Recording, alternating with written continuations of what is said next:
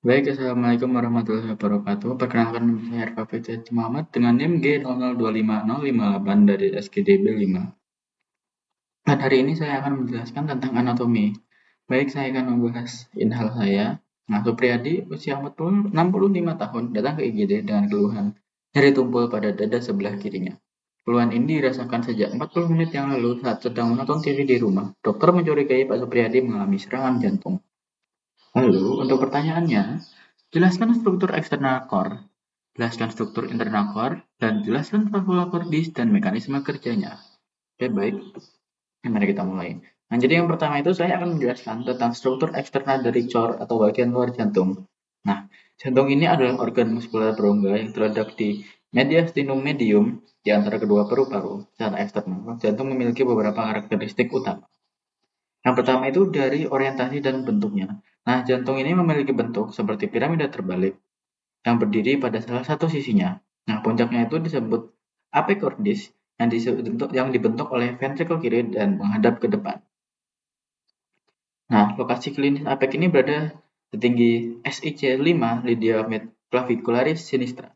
Sebaliknya, bagian atas jantung disebut basis cordis yang menghadap ke posterior. Nah, ini tuh dibentuk terutama oleh atrium kiri serta sebagian kecil atrium kanan.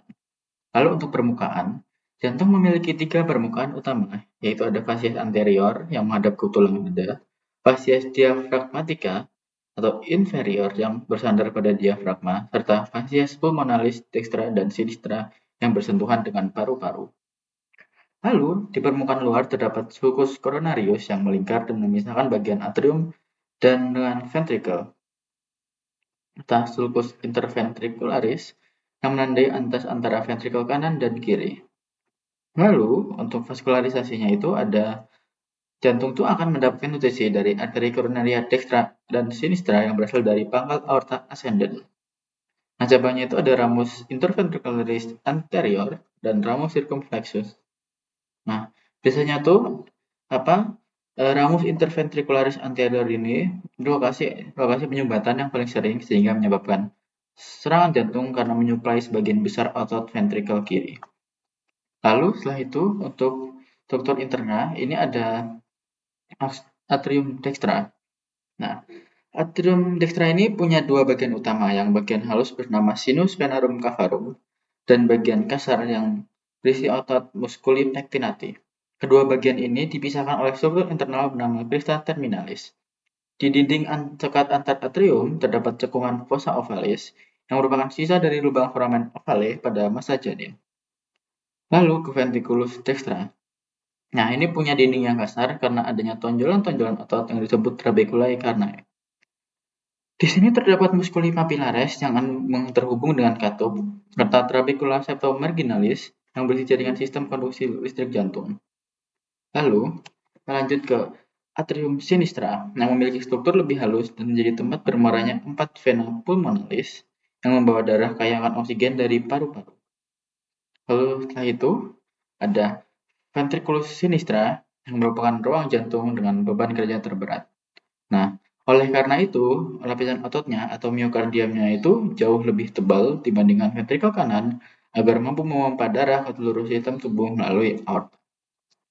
Nah, oke. Setelah itu ada ke valvula cordis atau katup jantung dan mekanisme kerjanya.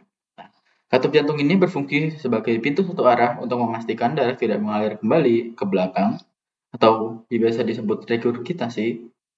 Nah, jantung ini memiliki 4 katup utama yang melekat pada rangka jantung yang disebut skeleton cordis. Nah, untuk jenis-jenis katupnya ini ada katup atrioventrikular dan katup semilunaris. Untuk katup atrioventrikularis ini terletak di antara atrium dan ventricle, terdiri dari valva tricuspidalis di sisi kanan dan valva mitralis atau bicuspidalis di sisi kiri. Lalu untuk katup semilunaris terletak di pangkal pembuluh darah besar, terdiri dari valva trunci pulmonalis dan valva aorta yang masing-masing memiliki 3 daun katup yang berbentuk seperti bulan sabit. Lalu, untuk mekanisme kerjanya itu, ada pertama di fase sistol. Saat si ventrikel mulai berkontraksi, tekanan dalam ruang ventrikel meningkat drastis. Tekanan ini mendorong katup AV atau atrium ventrikular untuk menutup secara paksa. Nah, Agar daun katup tidak terdorong balik masuk ke atrium, muskul 5 pilares akan berkontraksi dan menarik tali-tali pengikat katup yang disebut chordae tendinae untuk menutup katup tetap pada posisinya. Setelah katup tertutup, tekanan akan terus meningkat dan memaksa katup semilunaris terbuka sehingga darah dapat dipompa keluar menuju paru-paru dan seluruh tubuh. Nah, itu ada ventricular relaksasi, tekanan dalamnya itu turun. Nah, ini bisa disebut fase diastolik atau relaksasi. Nah, hal ini akan menyebabkan katup atrioventrikular untuk terbuka, sehingga darah dari atrium dapat mengalir mengisi ventrikel. Pada saat yang sama, yang katup semilunaris tertutup rapat untuk mencegah darah yang sudah ada di aorta atau arteri pulmonal untuk masuk ke dalam ventrikel. Baik, sekian dari saya. Mohon maaf jika ada kesalahan. Sekian. Wassalamualaikum warahmatullahi wabarakatuh.